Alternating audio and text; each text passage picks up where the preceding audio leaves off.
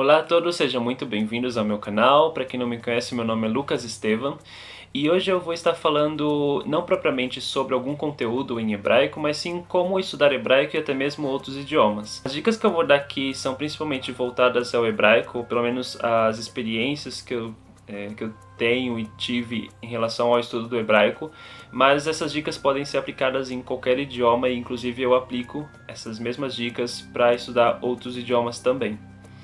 A primeira dica é para você que quer estudar hebraico, opte pelo hebraico moderno.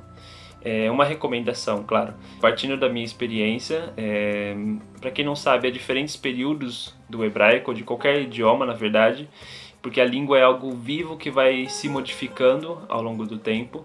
E dentre esses períodos, os mais conhecidos e mais estudados são o hebraico bíblico e o hebraico moderno.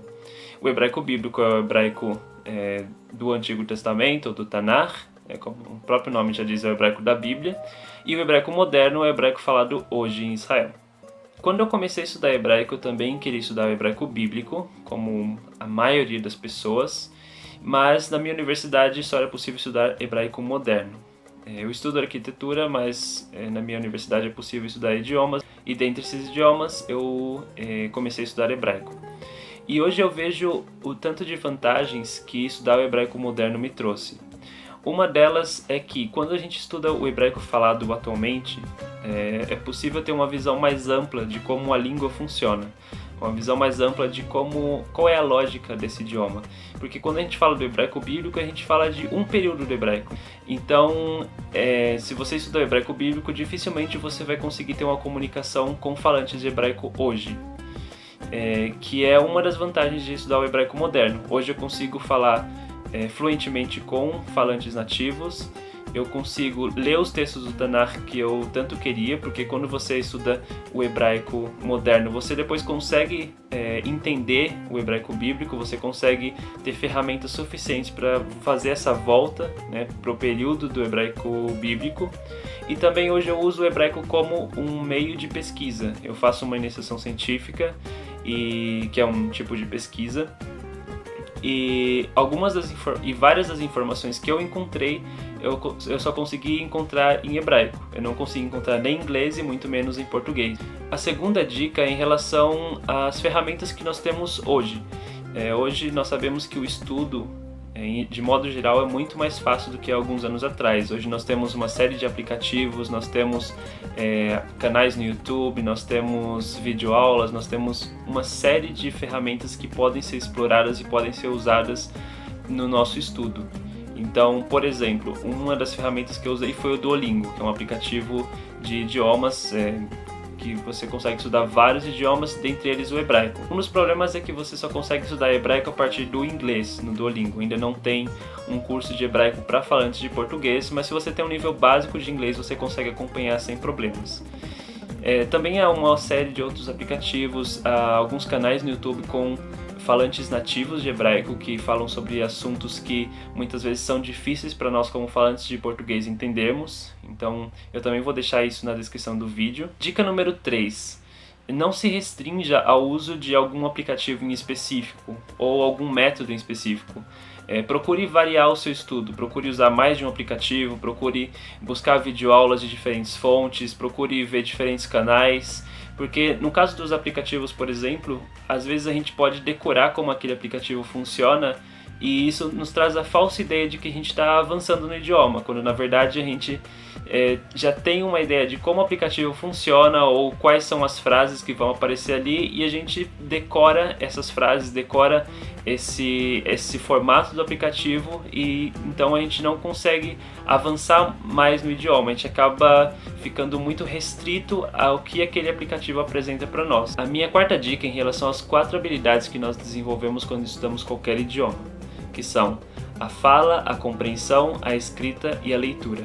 A minha recomendação é que você invista mais nas duas primeiras, ou seja, na fala e na compreensão.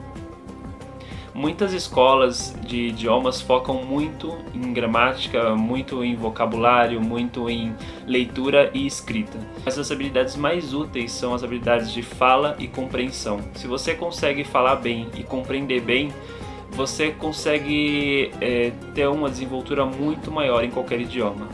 É só pensar enquanto a gente não sabia ler nem escrever. A gente usava a fala e a compreensão, e a gente conseguia se comunicar de uma forma eficiente. Então essa é a minha recomendação, que você foque mais na compreensão e na fala. A quinta dica é em relação a buscar pessoas, falantes nativos, que possam te ajudar no aprendizado do idioma. Hoje uma série de aplicativos, tais como Tandem, Speak e HelloTalk, que podem te ajudar a encontrar falantes nativos que vão te ajudar a aprender um idioma, e também que você pode ajudar essas pessoas a aprenderem a sua língua. Se trata de um intercâmbio de idiomas em que você ao mesmo tempo aprende e ensina. Essa é uma dica muito importante, porque você ter alguém com quem conversar, alguém para te ajudar, para te orientar, para verificar a sua pronúncia, para corrigir os seus erros é muito importante. E além disso, você vai estabelecer uma troca cultural muito interessante. Você vai conhecer pessoas, dependendo do idioma que você vai aprender, você pode conhecer pessoas de diversos países. Por exemplo, se você vai aprender a falar espanhol, você pode ter um contato com pessoas de vários países que vão te ajudar, e você também pode ajudar essas pessoas a aprender a sua língua nativa. A sexta dica é em relação a transliterações e traduções. A transliteração é uma forma de escrever na nossa língua como se pronuncia uma palavra de outro idioma.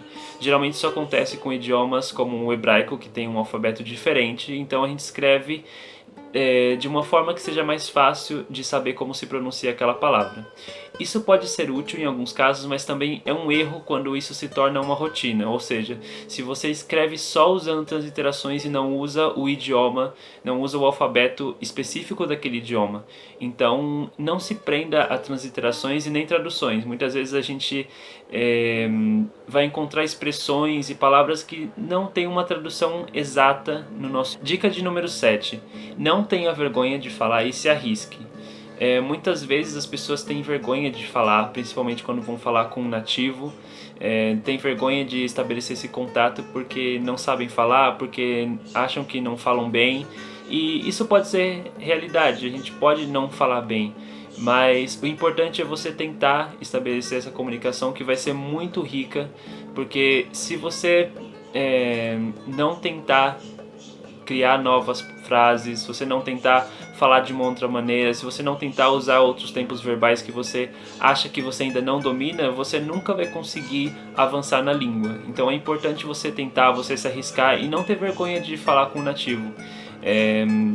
Eu já conversei com várias pessoas que não sabiam pronunciar bem palavras em português, e o que eu fiz foi ajudar essas pessoas, mostrar, não, é dessa forma que se pronuncia, e da mesma forma, muitas vezes eu pronunciava palavras de forma incorreta, ou não conseguia usar alguma palavra da forma que eu deveria, e o falante nativo me ajudou a compreender como é aquela palavra, usando exemplos, usando aplicações em frases. E você também pode fazer isso caso você esteja ajudando alguém a aprender o seu idioma. Dê exemplos, grave áudio enviando a pronúncia, isso é muito importante para ambos. Dica número 8, essa é a dica que eu acho que eu levei muito a sério, de você ter um constante contato com a língua que você quer aprender.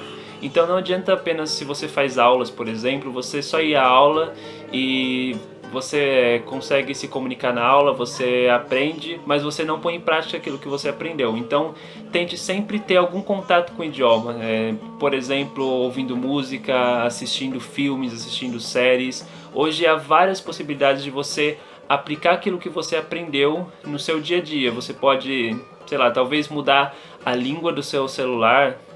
No meu caso eu fiz isso, eu deixei um tempo em espanhol, depois eu deixei em italiano quando eu estava aprendendo italiano, e isso ajuda você a adquirir um vocabulário de coisas básicas e a ter um contato constante com aquele idioma. Então não estude apenas 2 vezes por semana e nos outros dias esquecer o idioma, não faça isso, tente sempre manter uma rotina de prática, mesmo que seja alguma coisa